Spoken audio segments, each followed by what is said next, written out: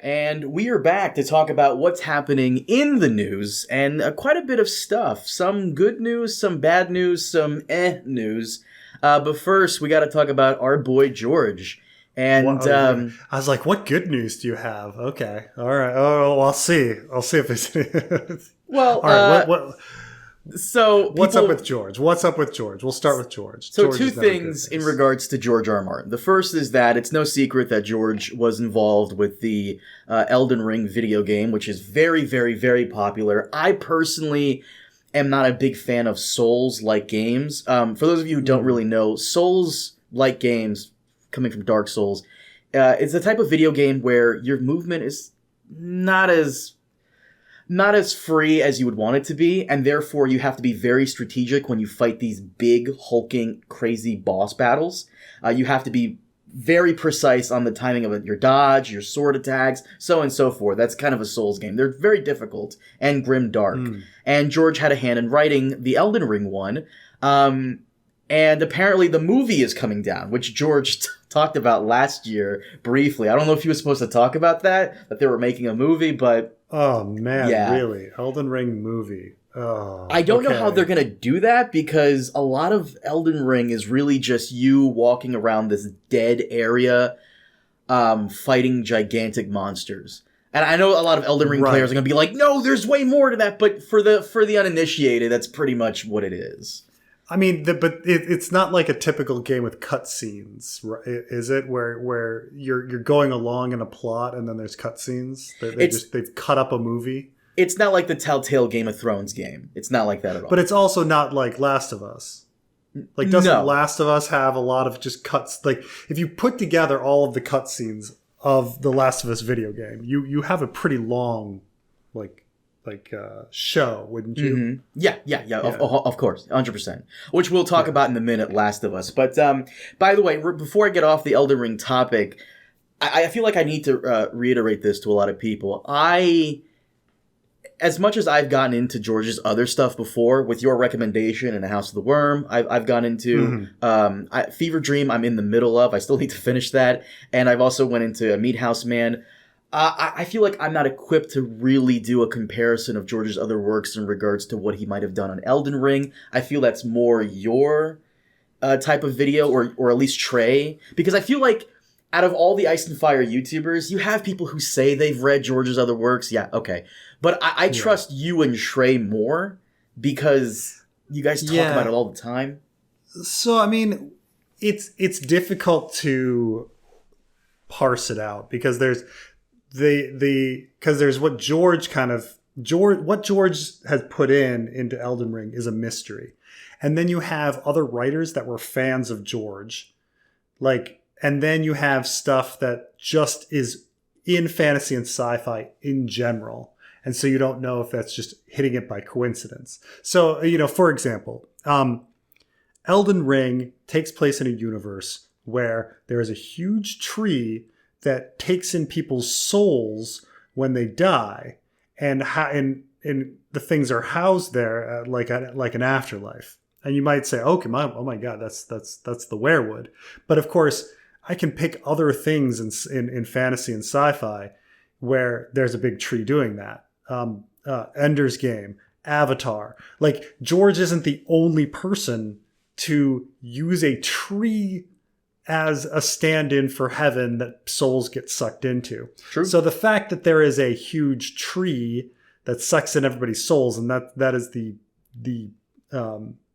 setting. Like, so there's this big tree in the whole center of your map, right? Like, I don't know if that's George, or if that's the other writers, or if that's just general fantasy sci-fi trope. There's a lot of things, because people I've looked through the Elden Ring stuff quite a bit, and I've had people send me analyses and what they think about it too. And yeah, there's a lot of stuff. There's a lot of stuff in there where you're like, oh man, this is so George. Like, there's a festival city. There's an empty festival city, and you're like, oh geez, that's Dying of the Light, or that's Croyane. Like, George loves that kind of thing. But, did he put that in, or did another writer put that in, or was it a coincidence?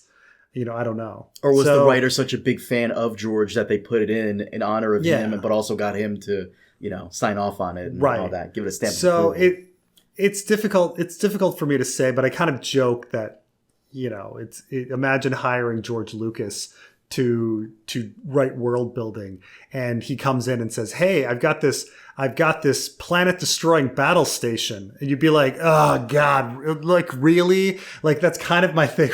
Like that's kind of the thing also with Elden Ring. Like whether it's coincidence or whether it's other writers or whether it's George, I can't believe they did go with large tree that takes people's souls in after they die. Mm-hmm. Because you're like, oh, but that's ice and fire, So, like the one thing you're famous for, and and that's going to be it. Like, but so I don't know. Like people have talked a lot, a lot about different things. There are some similarities, there's differences, but I don't know. It's hard to say. It's very hard to say what is another person's writing and what's George and what's coincidence and what, it's like you go through that and you can be finding things that are the same and you're convinced of it and it's in your head. So I don't know. I've gone through a lot of it and I can't parse it out too much. Yeah, it's one of those. I agree with you. It's one of those things where I kind of wish George was, or at least the people behind the scenes were more forthcoming about what George contributed. But we're probably not gonna get that. On the topic of George, real quick, apparently he is attached to another project where he has a hand in adapting Howard Waldrop, his best friend, who passed away a while back. One of Howard Waldrop's work, something to do with Hercules. You saw this, right? Yes. So yeah, George has been doing this a bit. He's been going through a lot of Howard Waldrop's other stuff and turning them into movies. You said, I think this one is an animated feature? Something like that. And I gotta say, because I saw some people were annoyed, and normally I would be too, but I'm actually okay with him doing this because George had the luck of being a very successful writer. This is what I put on social media as well. And now George is kind of a household name, kind of. His work is thrown around in comparison to other like big fantasy guys like Tolkien and Robert Jordan and all that. So now that he has this success, he's going out of his way to uplift some of his friends who didn't have that success. And I think I speak for a lot of people when I say we can only hope we all have a good as friend as George R. R. Martin is to his friends. So nothing but respect to him keeping his buddy's memory alive. So I'm actually okay with him doing this. This is one of, as long as he's not like going off to fucking San Diego and like trying to resurrect the saber-tooth tiger or whatever, this, I'm okay with this. This is... So you're fine with like Mary Margaret Roadgrader and the Ugly Chickens and whatever this new one is going to be. Is this the Summer Machine? I think it's another one. Something else. I have no idea. I'm going to be very real with you. I don't know much of Howard's work other than, whatever George blogs about that day. So honestly, again, whether it's successful or not. No, I think the Summer Machine is live action. But yeah, he's had a few of these. It's a weird thing that George has gotten into this, and he has different reasons for it. So for the most part, in his early days, he was a short story writer.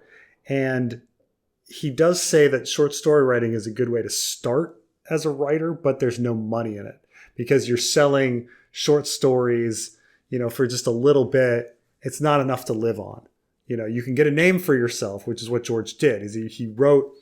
Essentially, his career was, he wrote short stories, got a name for himself, won some awards, then tried novel writing. That didn't work out for him at first. Went to Hollywood, started doing scripts for shows, then went back to novel writing. And all of a sudden it worked out for him. And so Howard Waldrop was still always a short story writer. And so there was no money in it. He died a poor man. But at the same time, when you write a short story, a lot of the big money is in adaptation. So it's very difficult to adapt a short story into a full-fledged movie. Granted, they do it all the time. George's In the Lost Lands just came out, and that was just a short story. So, George, when he's been adapting Waldrop's stuff, he's been making him into very short movies. But again, very short movies don't go to the theaters. Like 30-minute movies don't go to the theater. And so that's what he's done. So he's just got these short movies, and I don't know. He's trying to get people to watch him at film festivals and contests and such. Maybe when he has enough of them, he'll bind them together into one movie or something, and have like, it'll be like Grindhouse or Creepshow or the Twilight Zone movie or something, where it's a bunch of short stories, Tales from the Dark Side. Where you'll go and you'll watch one movie of Mary Margaret Road Grader, The Ugly Chickens, and The Summer Machine or something, or Friends Forever or something. So I don't know. Short stories have kind of evolved, where when you print them out, they're probably not going to get a lot of attention, but they are going to get a good amount of attention online, especially if you're doing like a creepypasta. You know what a creepypasta is?